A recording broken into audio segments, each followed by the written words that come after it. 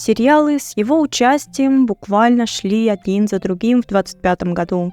«Королева Вон Гён», «Как в кино», «Когда жизнь дарит мандарины», где он растрогал всех до слез, «Слабый герой 2», где превратился в дикого зверя без тормозов, и круглосуточный спортзал для тех, кто любит комедию и драму.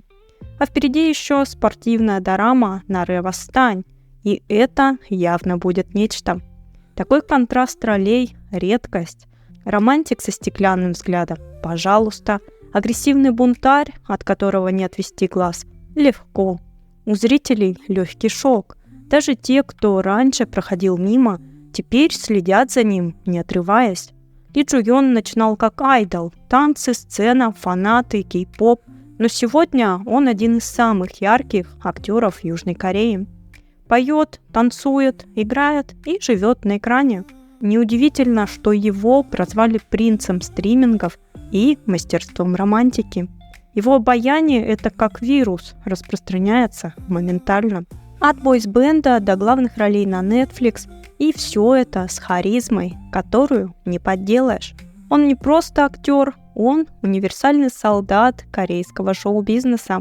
В этом видео расскажу, как Ли Чжу Йон попал в индустрию кей-поп, почему вдруг решил бросить сцену ради актерства, какие роли перевернули его карьеру и за что его обожают поклонники по всему миру.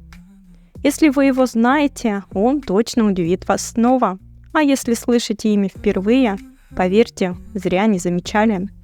Ли Чжу Йон родился 22 января 1997 года в городе Инчжонбу.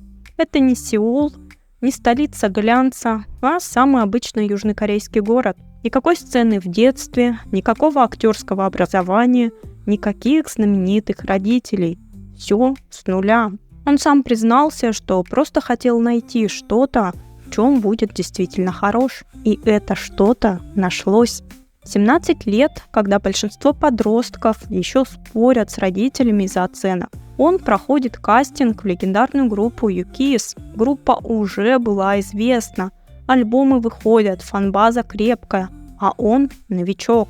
Без звездной подготовки, просто парень, который очень хотел и очень старался. Школьник на сцене с 1000 фанатами, съемки, выступления, телешоу.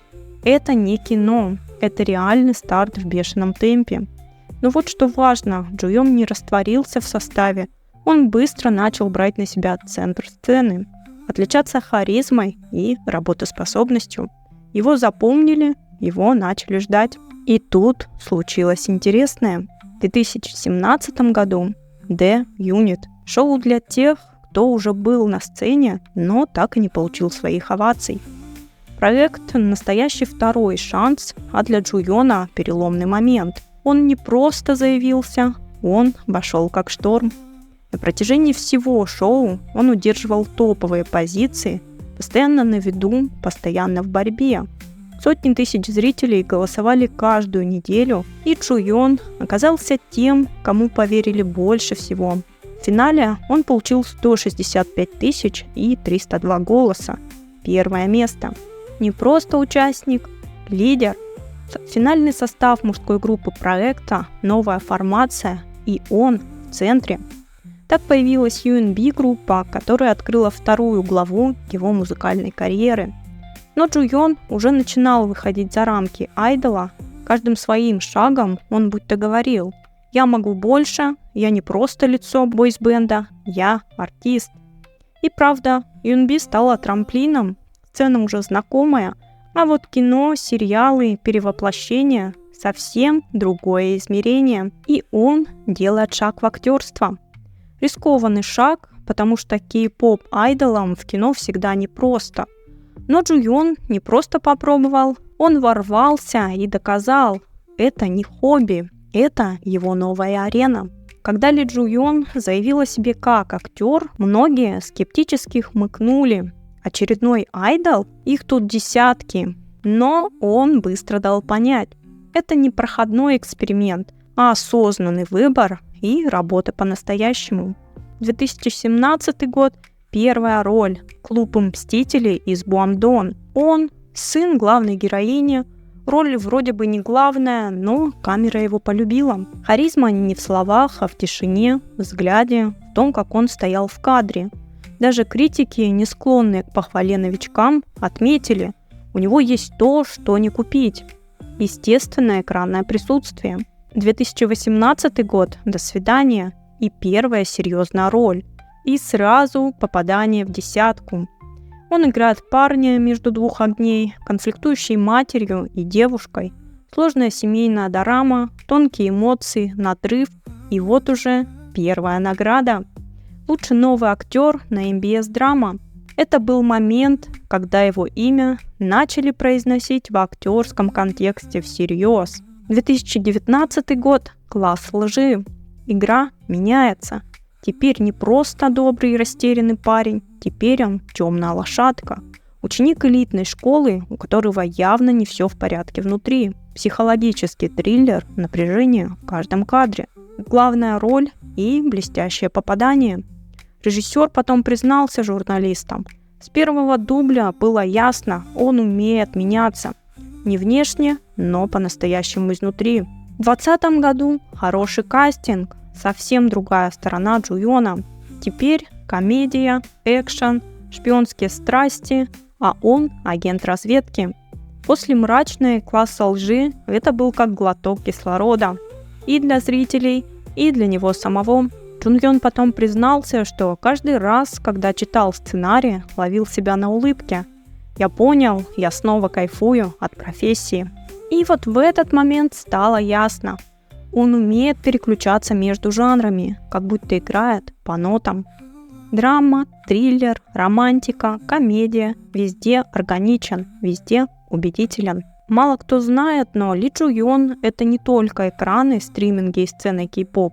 Он еще и актер музыкального театра. Да-да, тот самый формат, где нужна не просто харизма, а железная выносливость, голос, актерская техника и живое присутствие перед живой публикой. 2019 год, мюзикл «Привет, Чосон». Это была его первая встреча с театральной сценой. И сначала отказ. Сценарий он принял за дораму, но когда понял, что это мюзикл, был готов сказать «нет». Страх не справиться, страх перед критикой, ведь в мире мюзиклов айдолов часто встречают в штыки. Но все изменил один текст. Одна фраза из пьесы, которая попала прямо в сердце актера. «Наши тихие крики изменят мир». И это стало для него не просто строчкой, призывом к действию. Он решается и выходит на сцену. Никаких дублей, никаких склеек, только он, его голос, эмоция и публика. И он справляется блестяще. И в 2021 году награда «Лучший новый актер на Korea Musical». Это не фанаты в онлайне, не голосование зрителей. Это профессиональное признание. Аплодисменты от тех, кто знает, что такое театр изнутри. И вот тут становится ясно. Ли Джу Йон – это не просто универсальный артист. Это человек, который постоянно идет туда, где страшно. Он не ищет легких путей, он ищет рост и находит его. Пока одни удивлялись его актерскому росту, Ли Джу Йон параллельно продолжал прокладывать себе пути в музыке, уже как сольный артист. 2020 год, японский мини-альбом «22». Это был не просто релиз для галочки.